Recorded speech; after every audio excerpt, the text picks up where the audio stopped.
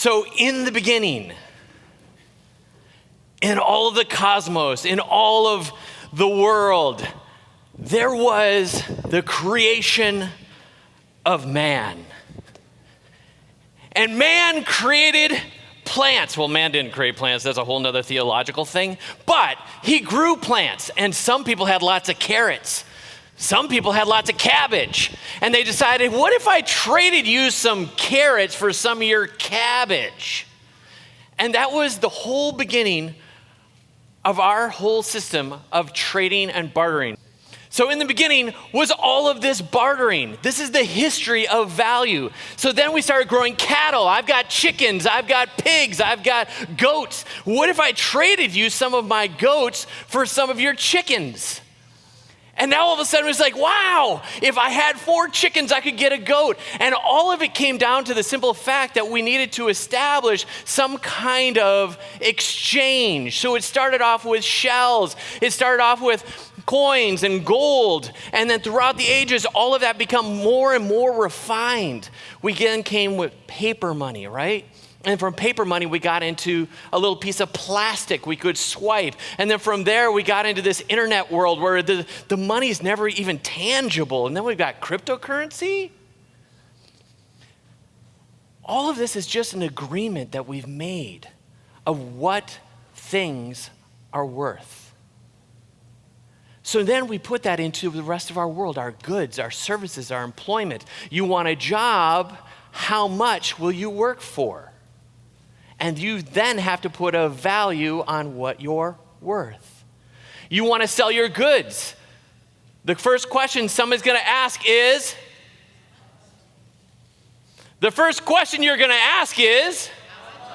every time you see this rainbow slide, that is an invitation for you to engage in this morning. Lima, are you awake? Yes.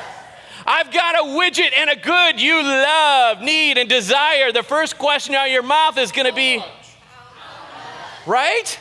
That's what we all care about. So in our goods, in our services, or whatever, we're going to say how much. So I want to ask you, in your goods and services, in your product, how many of you are B2B?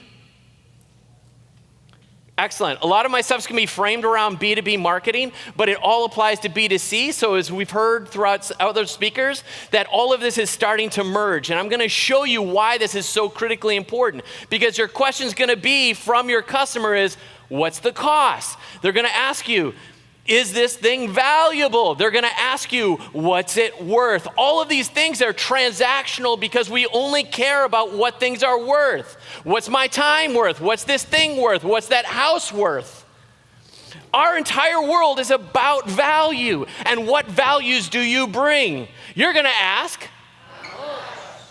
So when we look at value, we want to look at the big equation of our products. So I started digging in a little bit deeper. I started writing this book called Empowering Work. And the more I got into it, the more I realized I don't really care about the future of work. That's not what I think is the substance. One of my chapter heads was I started playing with all the terms of all of our acronyms for an SOW and ROI, And one of them was a statement of worth. And I realized there's something to this.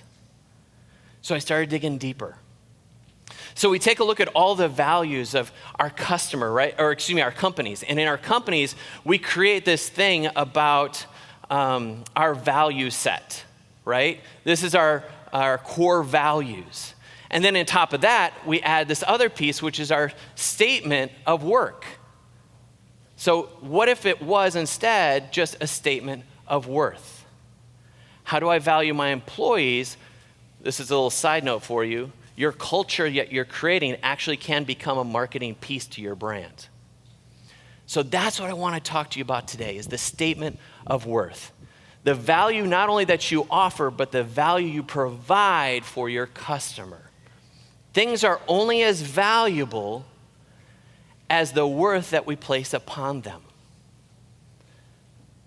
You ever notice that when people do something for you for free, it's not necessarily as important to you than when it costs you something?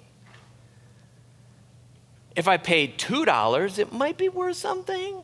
If I paid $200, it might be worth something more. If I paid $2,000, now I might want to show up and I might want to finish this thing I started. Worth. It's got to have worth. So what's the question here? What's the question, Lima? What's it worth? So here's this element of worth, right? What is your brand worth? What are you presenting to your audience? That's what I want to encapsulate in you today. Whether you're B2B or whether you're B2C, if you don't offer value to your customer, you don't have a business. I'm Angus Nelson. I work with B2B tech marketing focused on fintech, health tech, and cybersecurity. Does that have much to do with many of you in this room? Not necessarily. But the ways we go about helping these traditionally perceived as boring customers or boring industries is the way that we're actually engaging all of our clients into being far more successful. We're giving them a human touch. Secondarily, I have a family travel blog called Those Crazy Nelsons that my wife runs. I'm going to talk about that. Thank you. And I'm going to talk about that a little bit as we go in the talk. And then my personal podcast, which is kind of on hiatus, but if you want to hear some of my stuff, you can go to Up in Your Business, where I talk about the psychological and emotional elements behind this thing we call success. Follow me on all my channels, at Angus Nelson. If you take any awesome pictures about me, and go ahead and post it and tag me, because I love to add to my collection, because I'm actually building out this speaking thing because I want to do more of this. So hopefully you approve. This is my family right here.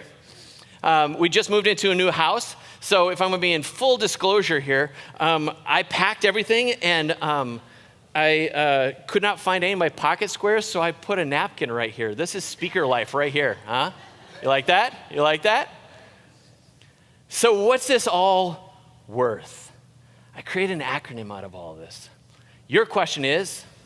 What's it worth? Let me share with you what it's worth. I'm so happy you asked. Who? Opportunity, relationship, thinking, heart. This is the premise of your entire company. Who's it for? What opportunities are you presenting? What's the relationship you have with your customer? And how are you going about it in your mindset? How are you thinking about your process in doing this? And finally, what's the heart you're putting behind it? So the first thing is, who are you trying to reach? This is the most critical component. Who is that perfect customer? I love that that was brought up earlier today. Thank you for that segue. Who are you trying to reach? We say, oh man, this is so hard. Like, Angus, don't put me under this kind of heaviness. I just want to love everybody. My product's for everyone. No, who is your market? Who is the person you're trying to reach? These are three elements that you can place any of your products in light of a niche. If you want to make money, especially if you're in e-commerce, health, wealth, or relationships, then dive in deeper. What part of health? What part of wealth? What part of relationships? People love to invest in these primary elements, but your key is not to go to the second tier of circles. It's to find that third tier of circles. I don't just want health. I don't just want vegan health. I want vegan athletes of health. As we know, the term is, the riches are in the niches. That's the cliche. And it's a truth. You have to find your perfect customer. So that's what I'm going to help you with a little bit today. Angus, but you don't understand. It's so hard. It really is so hard. Yeah, I know it is. But you want to say your product isn't for everyone. But the truth is, most people don't care. Your perfect marketing will attract your customers, and it will repel all of the wrong people. Don't waste your time getting on the call trying to sell somebody that your product doesn't fit. You're wasting your time. And then you think, well, I'll try and convince them. No, you won't. Spend your time. Well, maybe you will. Maybe you're a really good salesperson, but you're going to put a lot of effort into it. Why not just go for the people that are ideal? Does that make sense? So then you have to say, who's worth it? Who is that primary customer? Who are you putting all this energy into? The more that you're putting your energy into refining exactly who your ideal customer is, the more you're doing your ideal client a favor. You're making it so that it's so delicious. I just want to be a part of what you're doing. I totally want to be a part of this. I want to pay you money. I want to throw money at you because you've got a solution to my problem. So get into the demographics of all this. We were talking about before the persona. is what they were talking about, how they describe this. So look at this.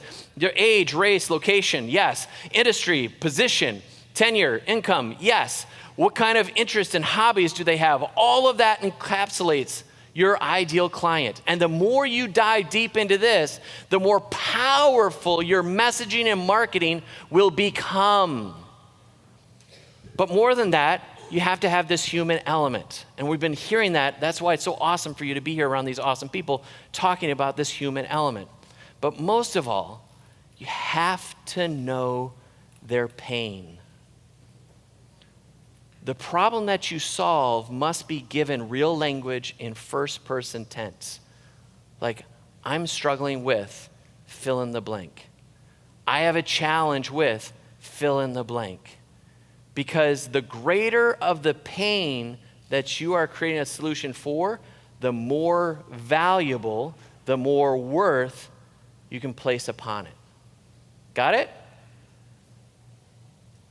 So mapping out a problem-centric buyer matrix. This is what we call it. That's like a tongue twister and it sounds really fancy, but it's actually super simple. You want to create just this kind of context to how your buyers are interacting with your brand.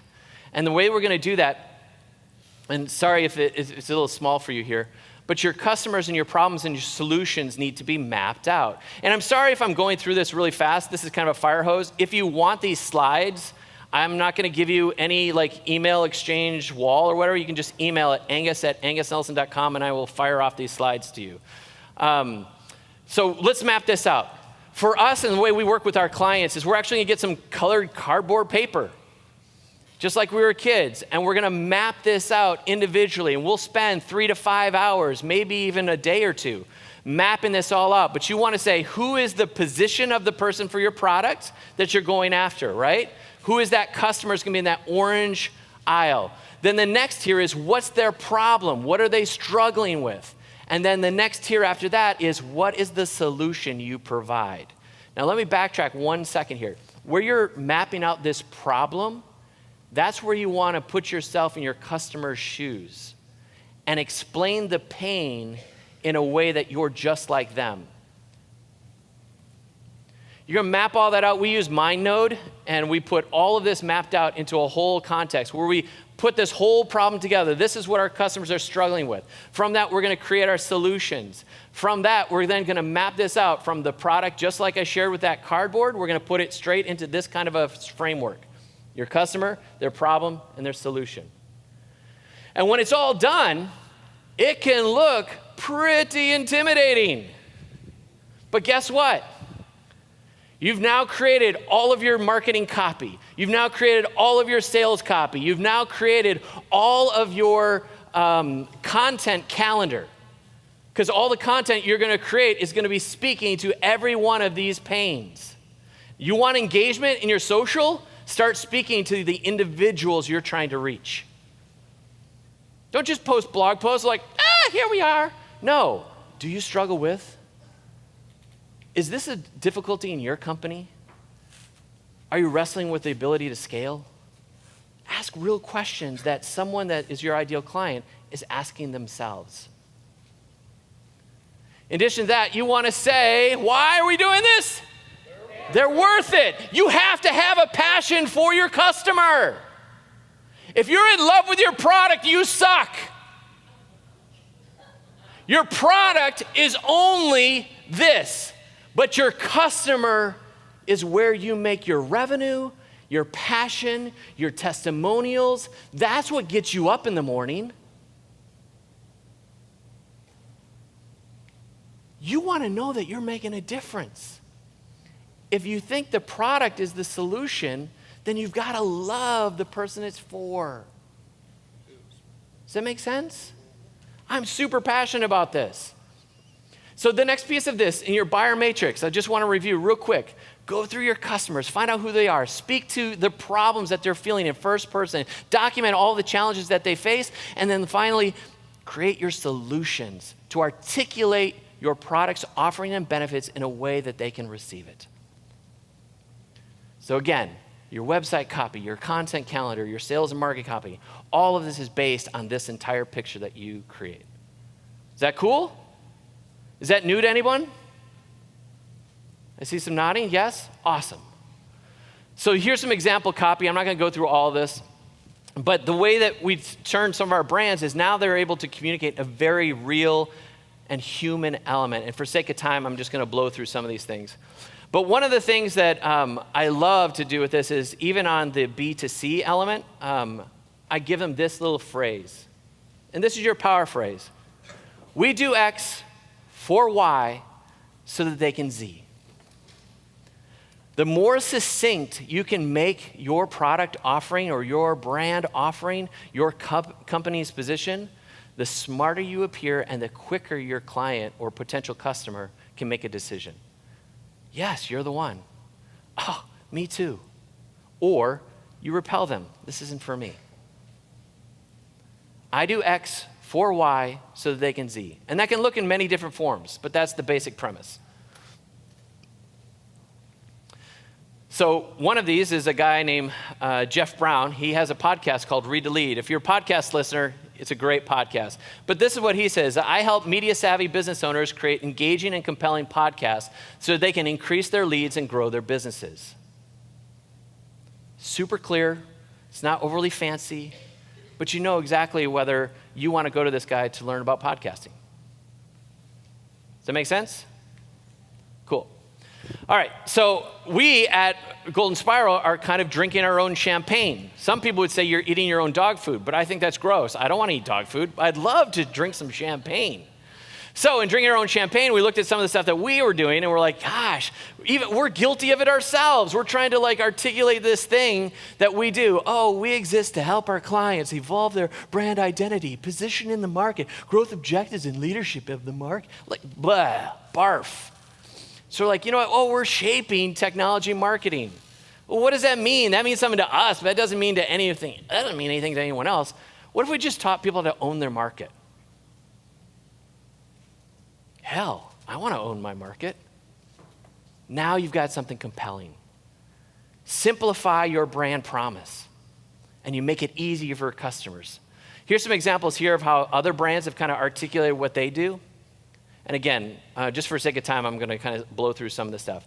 But for those Crazy Nelsons, our family travel brand, we, 2014, took a year off from living in a house, and every month we're in a different city, all the way from San Diego to Aruba. We homeschooled our kids. I had a job in San Francisco. I needed Wi-Fi in an airport, so why not leverage it? So that's what started us. My wife started writing stories about it on our travels, and it just kind of stuck. We kept doing those Crazy Nelsons. And then we got to Nashville, and we're like, gosh, that doesn't really have anything compelling. My wife started doing some research on search engine optimization. Ooh, that's sexy. My wife's talking nerdy to me. And she's like, one of the terms that people are looking for is weekend trips from Nashville. So I went and I bought the domain. I'm like, tell me more, my love. So she started this brand right here. So we had those Crazy Nelsons. We've been running that thing for almost 4 years or whatever. And our numbers are okay. I think we have a couple thousand or whatever. But we started this in October, and we're at almost 4,000 already, because all of a sudden we started speaking to a real audience. People who say, you know what, I'm looking for a weekend trip from Nashville. And we took all the same content, we broke it up into 3-hour or less increments, or 4 hours or more. How far do you want to go? Suddenly, we have a client base that gets us. But what happened is we first had to get them. Understand your audience. So that was a whole lot for the W. I promise you all the rest of these acronym is much shorter. But this is one of my favorite parts, is what is the opportunity that you're presenting? What is your solution? You need to take your product and make it freaking irresistible. If you don't make your product in a way that people want to eat from your hands, then you're going to miss out on massive opportunities. So your product or your service needs to be able to be in a way that it fits some kind of a need, right? The second piece of this is you've got to have this piece over here, which is the brand that you're building. They said before, some of it's about color, some of it visual language. It needs to have a soul. Gosh, we do a lot of health tech. You want to know the favorite color in health tech? White and blue. Like, enough already. Find something different. That doesn't have a soul. And then there is some red, but that's a whole nother conversation. That's interesting too. Your market presence. So what is the whole element of the presence that you're creating through your voice and your tone, et cetera, et cetera? So as we go through some of this, it creates traction. Now all of a sudden you've got something people want to be a part of. So your brand, it needs a soul, right? What does that look like? It needs an origin story. It needs some leaders amongst your company. Who's going to be the thought leadership? Who's the one's going to take the lead? Maybe it's the face of your brand. It's going to be something about your purpose, what you stand for, that might be beyond your brand. Maybe you give something to nonprofits. Maybe you're making a difference in your community. It has a specific point of view. It has some sort of mastery and expertise. All of these are pieces that all play into your brand. The people that you are hiring, the people that you serve, and the services that you bring. This establishes your brand. The second piece of this, your market presence, it's got to have some sense of empathy, this human quotient, right? You got to have some proximity to them. Like, they want to feel like you're standing next to them, like you get them, you understand them.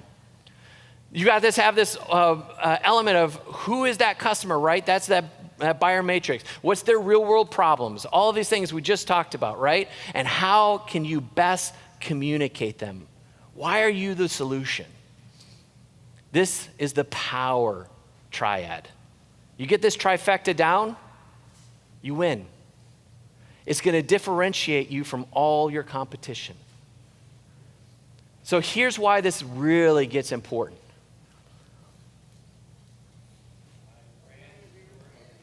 Wow. Why is this important? Do you understand? Like, you have to get excited about the fact that you're reaching somebody's needs. Somebody somewhere right now. Last year I talked about HVAC, which I pulled that out of my hat, and the person that was right in front of me was in HVAC. What if you're the company that is showing up when somebody's trying to throw a birthday party for their 6-year-old and the AC just went out. It's 89 degrees and it's super humid. Now suddenly that story that you tell is you're the hero. But that's not the real story. You made dad the hero. You made mom the hero. All you were was a vessel to make that happen. That's where this kind of storytelling changes. And this critical shift that is going on in all of marketing right now is the fact that, and these stats again is from a B2B space, much of this transformation that you're seeing is happening because of a millennial generation. And as the B2B market becomes more to B2C, or for some of these that are already B2C, you're already seeing some of this stuff. But these statistics right here is that more than 73% of the research for B2C and in B2C, or excuse me, B2B, B2C is even more. These decisions are being made by millennials. And this is the powerful slide right here. Since 2012, the decision makers are doing all their research online. Old sales was we went out and we played golf. We went to the pub. We took them to some expensive dinner. We had those power lunches. That's how we did sales. It doesn't work anymore. Because now the millennials are already doing all their research online. They're going online, they're searching for a problem. Nobody is looking for your company. Nobody is looking for your brand. As much as you think you're awesome, they don't care. All they have is a problem and they're seeking a solution. So they're doing as many as 12 searches just looking for a solution for their problem. So this is where SEO comes in. Search engine optimization is the way that you're going to catalyze what it is that your product offering is, so that whatever they're searching for, you show up at the top of that list. So in all of this, in that solution, watch this.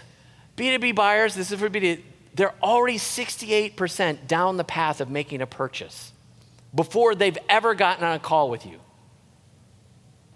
And your goal is to take all of the competition that's right here, that whole competitive field, and you want to be the one that makes the cut in the end. After they've eliminated all the other competition, they say, you know what, these guys, they're going to be on our list. These are the ones we're going to start talking to. Now your sales team can kick in. But even then, the marketing and sales funnel, like we said, has transformed. So now what we used to know about all of awareness and all of their intrigue and all their ways of going down through the marketing scheme, the whole sales cycle where we thought like exchange this from an SQL to an MQL, the marketing has gone down to where when sales kicks in, they're all ready to swipe a card. They're all ready to make a purchase. They just need somebody to tell them you're the right one. Why? Your brand is worth it. You have to invest in your brand, your messaging, and care about your customer.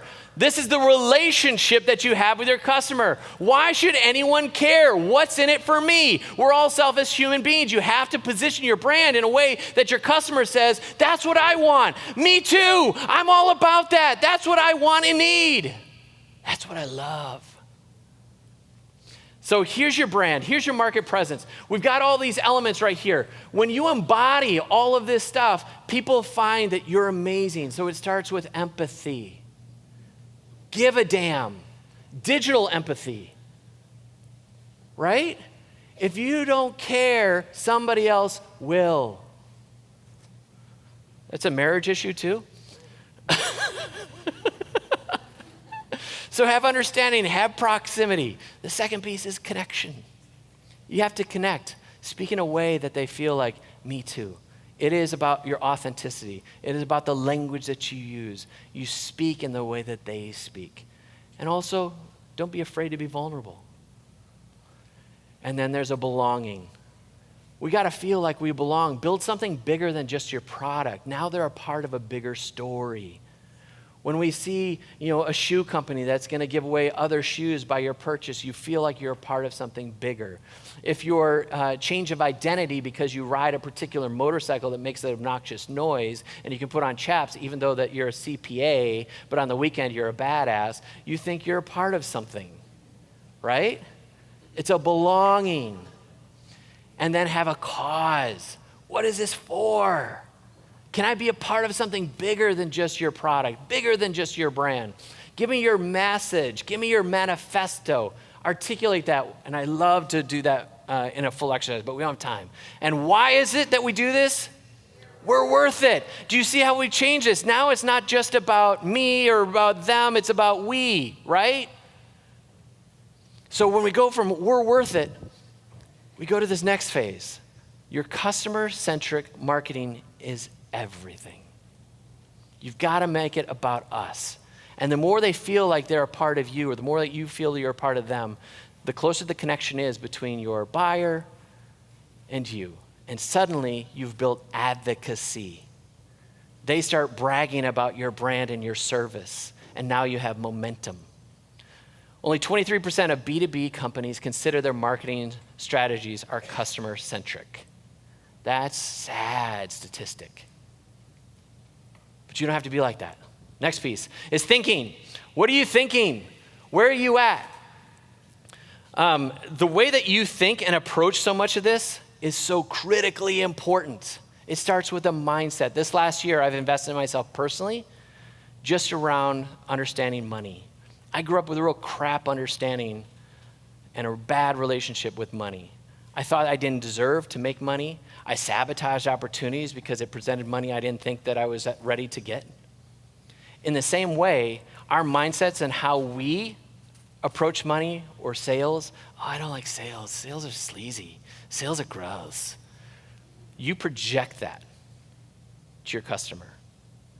Whatever your mindset is, whatever's on the inside is going to come to the outside. And it's so subconscious, you don't even realize some of your marketing copy may already be making excuses for people not to buy from you. Invest in your own mind. As a business owner, as a salesperson, as a marketer, invest in your head. You get your mind screwed on straight, everything else will come into fruition. Because here's what happens is what you hear about, you think about, you talk about, what you talk about, you will ultimately bring about. You may not have thought you were coming into a psychology meeting, but I'm going to tell you like it is. You get your head screwed on straight, everything else can change. Next piece of this is paradox. We don't understand that what we think we want is not actually what we want. If we think we really want to live, we actually first have to die. Our ego has to be put to death. Our opinions need to be put to death. Our bias needs to be put to death. Because those are the very things that are going to conflict with the way you message your brand. So other piece of this is in you projecting who you are, you projecting what you're about, you will run into elements like Gillette when they go and tell everybody about what place men should play in the world and realize we have just stepped all over ourselves because we projected something that we thought was true, and to us it is true. But to the rest of the world, it's not. So you have to really address some of these things and understand all of it in its entirety. And why? So now I want to bring it home. You need to innovate, break, learn, and grow.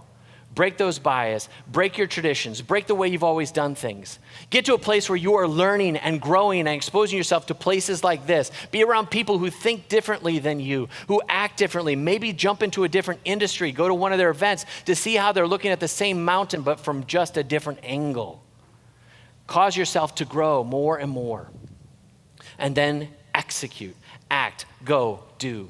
Most of you are sitting on product ideas, you're sitting on learnings, you're sitting on courses that you're afraid to launch because you think it's gonna make you look like an idiot. You think it might flop. You think it's not gonna work. Guess what? The only way you're gonna know is to get it out into the world. The things that you are dreaming about you're not doing, somebody else is going to. And you're like, oh, well, I've got these ideas and I'm afraid to tell anybody because somebody else might do it. Well, good. At least they'll bring it into the world because you're sitting on your slack, sorry butt. Execution is key. Ideas are a dime a dozen. So execute on your ideas. Execute on your product plans. Execute on your customer strategy.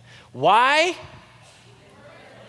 You are. Everything that you do is worth it. You've got to have a heart behind all this. You've got to give a damn about yourself, your leadership, the company that you're building, the legacy that you're leaving, what you're doing for your company has to have a heart. You have to care because if you don't care, nobody else will. Nobody's going to carry the bootstraps of your company but you. Your leadership is everything, so you've got to pour your heart into it. You've got to pour your soul into it. You've got to pour you into what you do. Right? Thank you. Right? And here's the premise. You are not the hero. You are only Yoda. You are making your customer the frickin' Luke Skywalker, pulling the best out of them, solving all their problems, creating in them the promise that they can live a different way. Right? At some point in time, you've got to turn the script that this isn't about just doing your thing. It's about bringing transformation to the world. That's why you wake up in the morning. That's why you do what you do. You've got to help people. You've got to look at your customer service. You've got to be the first one to pick up the call. Don't make them wait 48 hours before your response. Response as fast as humanly possible. That is the way people give a damn about you. You've got to be human. Be in that place where people are connecting with your heart because if they see that you care, they know that they belong. Damn, that was good. I need to put that in my slide. Right? You need to be a place where you say to yourself, I am worth it. Look in the mirror. I am worth it. Look in the mirror and say, I give a damn about my people. Look in the mirror and say, I'm making a difference. My company cares. My company is going to bring transformation to people's lives because I am worth it. Damn it, I don't give a rip about the economy. The economy can't stop my heart. The economy can't stop my ideas. The economy can't stop who I am. I belong and I make a difference. That is your statement of worth. Your worth creates your work, and when you put your work into your worth, you make the work worth doing.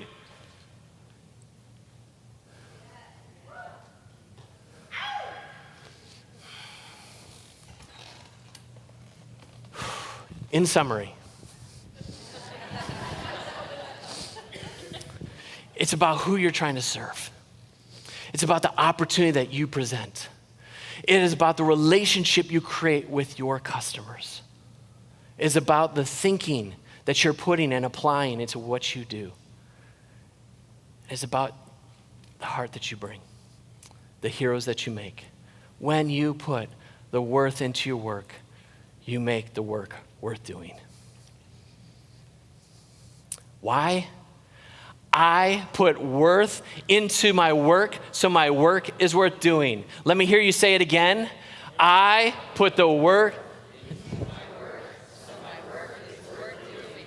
Take a picture of that and put it on your freaking screensaver, put it on the wallpaper on your phone, put it somewhere where you're going to see it on the mirror in your bathroom. It's the first thing you see in the morning, it's the last thing you see at night. Everybody done taking pictures? All right. I'll give you this slide deck again. Just email me, angus@angusnelson.com. It's hard. Oh my God, is this hard? You know how hard this is. Oh my God, for all of you like business owners, oh my God, it's hard. But why do we do it? It's worth it. Oh, but Angus, oh my gosh. I'll do it, I've got things. And when I get these things done, well, until I get that done, then I can do it. And then when I get these people on board, we're going to wait till we get that social media expert until we get that done, right? Everything's until. No. I'm going to keep doing this until it works. I'm going to just figure this out. I'm not going to wait to until. I'm not going to wait to whatever. I'm just going to keep at it. Crunch it out, experiment, throw it out there, see how people respond. Why? Because it's worth it. Oh my gosh. You are worthy of this challenge. The statement of worth adds a why, and that why is you. If you don't get this, you will constantly beat your head against a wall, wondering why you aren't getting the opportunities you deserve. Invest in you. Why? Invest in you. Why? Invest in you. Why? Stand up. Say it with pride. Put your hand on your chest. Why? You are worthy of the challenge of being an entrepreneur. You are worthy of the challenge of being an employee that kicks ass. You are worthy of an employee that makes a difference. You are worthy of making the world a better place. You are worthy.